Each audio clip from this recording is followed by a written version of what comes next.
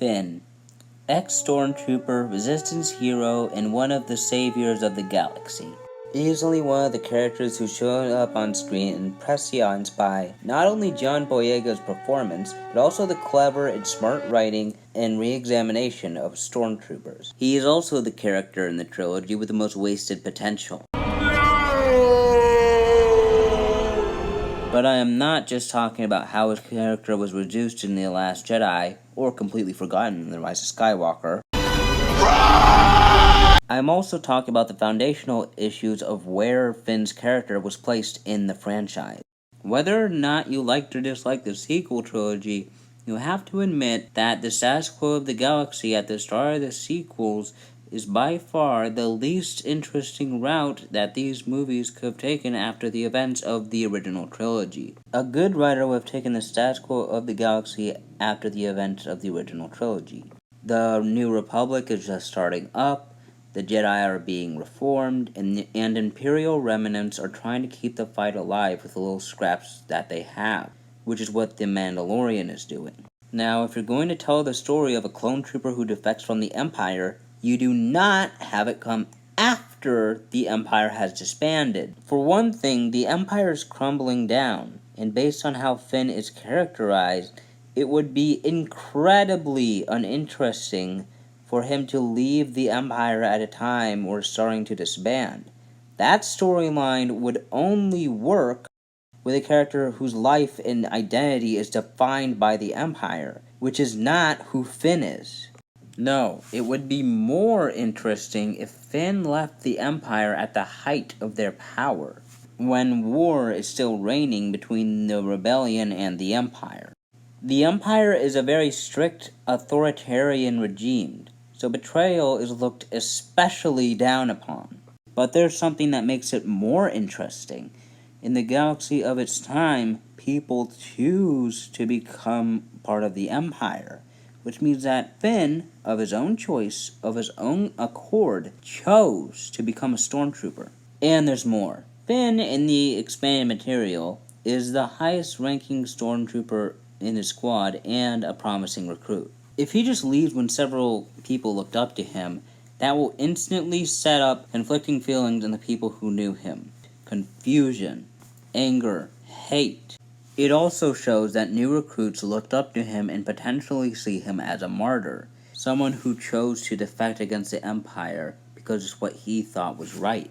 Overall, the story potential is wasted on the version of Finn from the sequels, both in how it makes no sense for there to be an Empire 2.0 after Return of the Jedi, which ruins his foundation, and how his character was ultimately utilized. So, I'd like to pitch you a version of Finn. A story, if you will, about his tale. A story that spans from the beginning of Episode 4 to the aftermath of Episode 5. The story of how Finn, former stormtrooper, led troopers to abandon the Empire and fight for a better galaxy.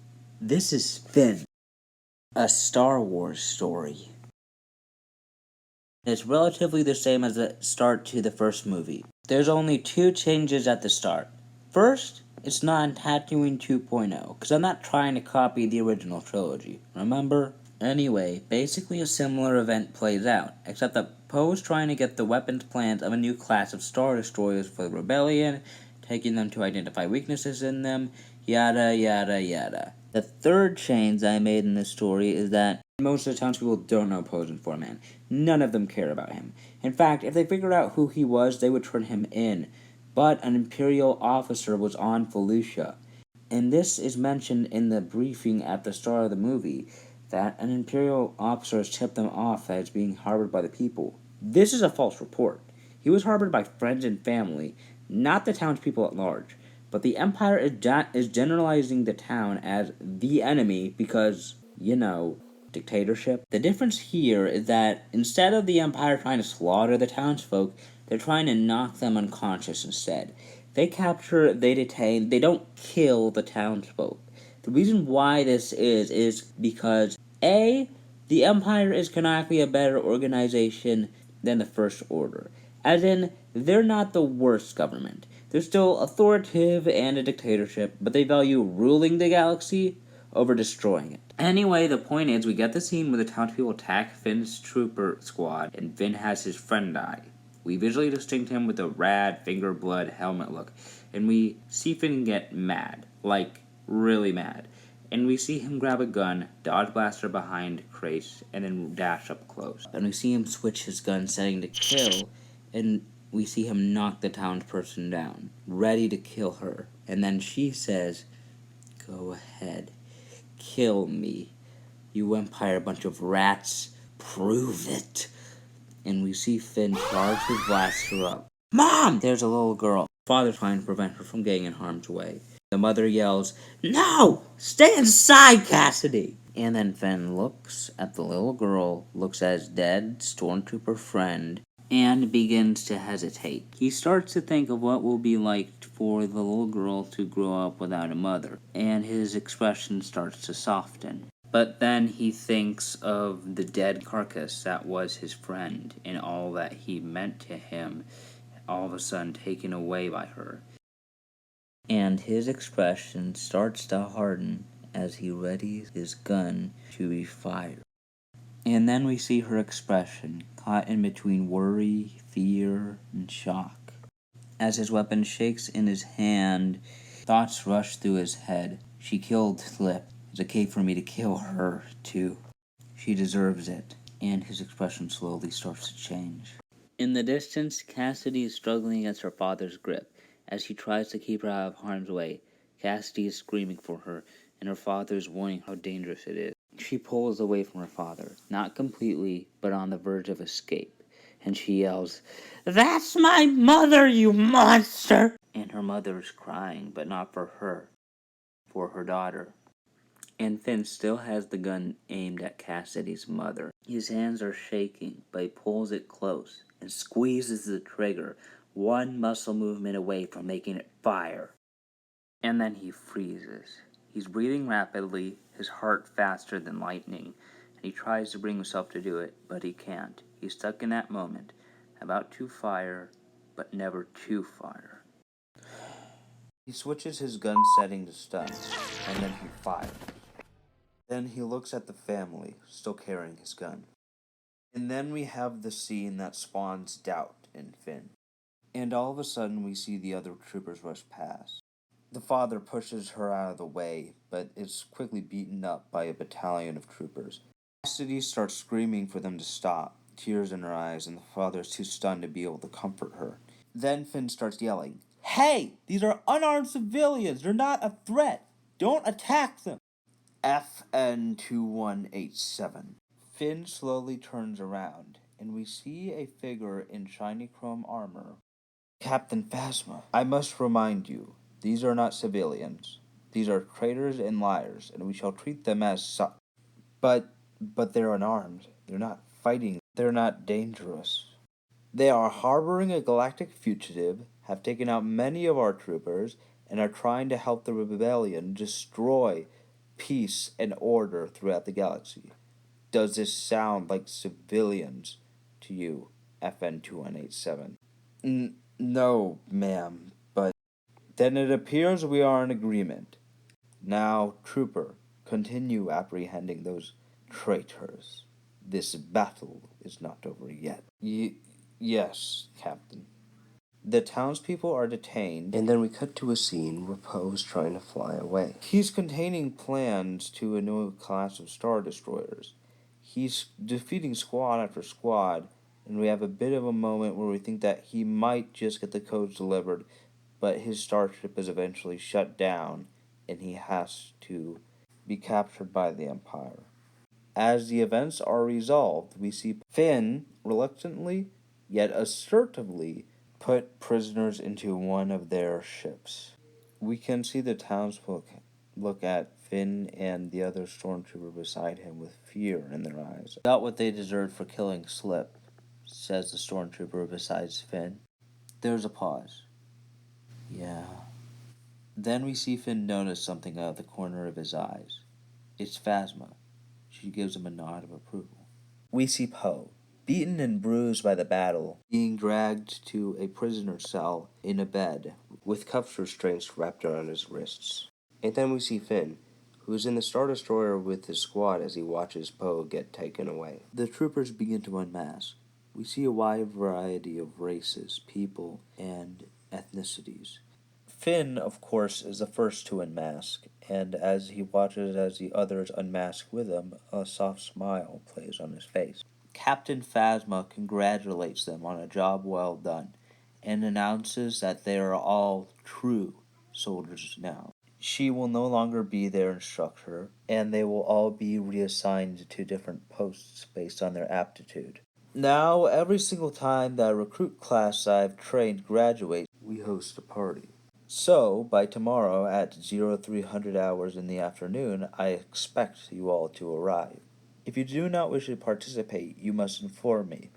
Otherwise, we will have your imperial standing deduced by points for absentness or tardiness. Gee, you really don't stop being formal, do you? In this line of work, you should never be informal, cadet. Maybe it would teach you not to speak out of turn. But as she finishes that last sentence, she says it in a toying sort of way, as she's willing to let loose a bit since it's such a celebratory day. The rest of the troopers all laugh, including Finn. Well, all but one. In other news, there is no mandatory training today, though the grounds will be open to people if you wish to use it.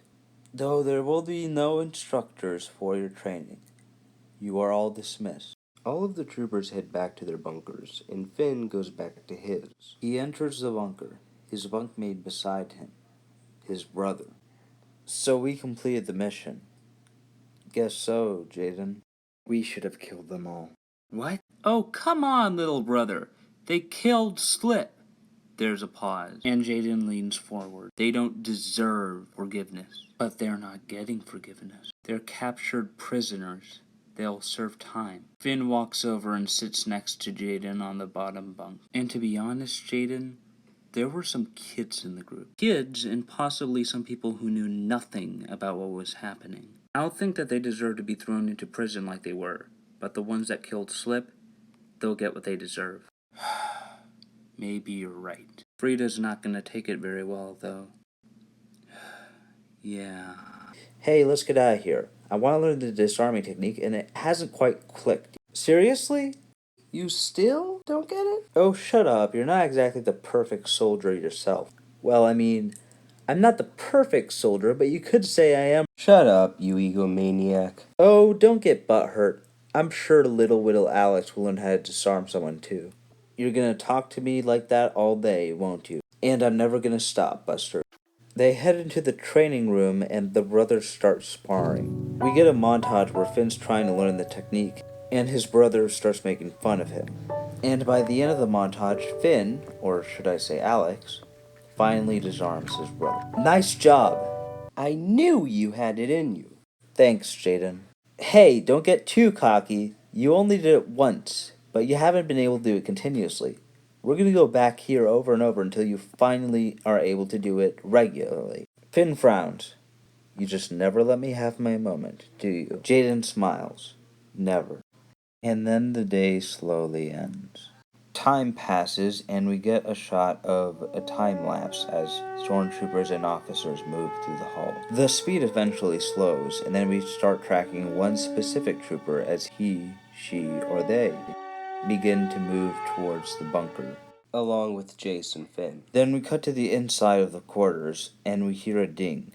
Jaden gets up, being a light sleeper. Jaden opens the door, and we see a young woman with tan skin in her early 20s.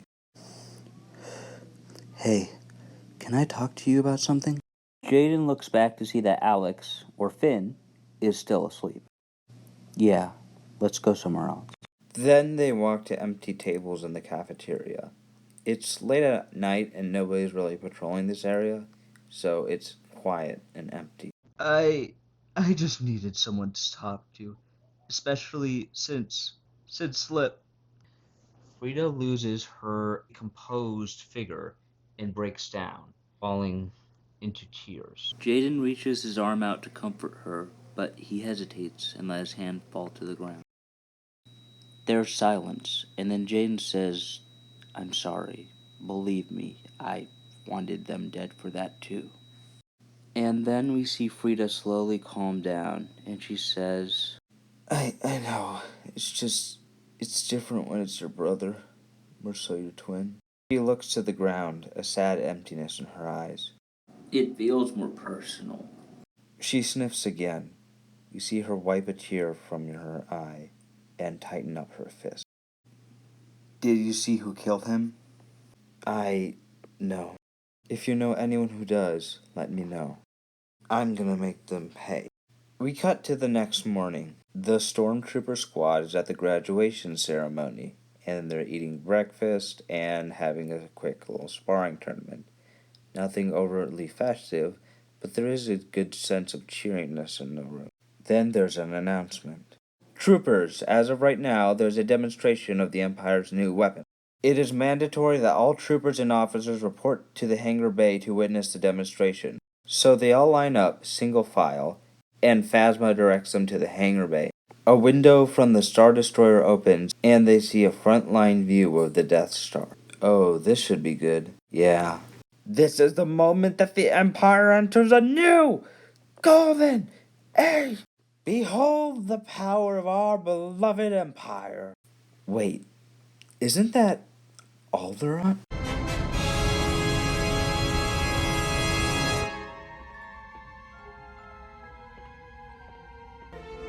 Commence primary ignition.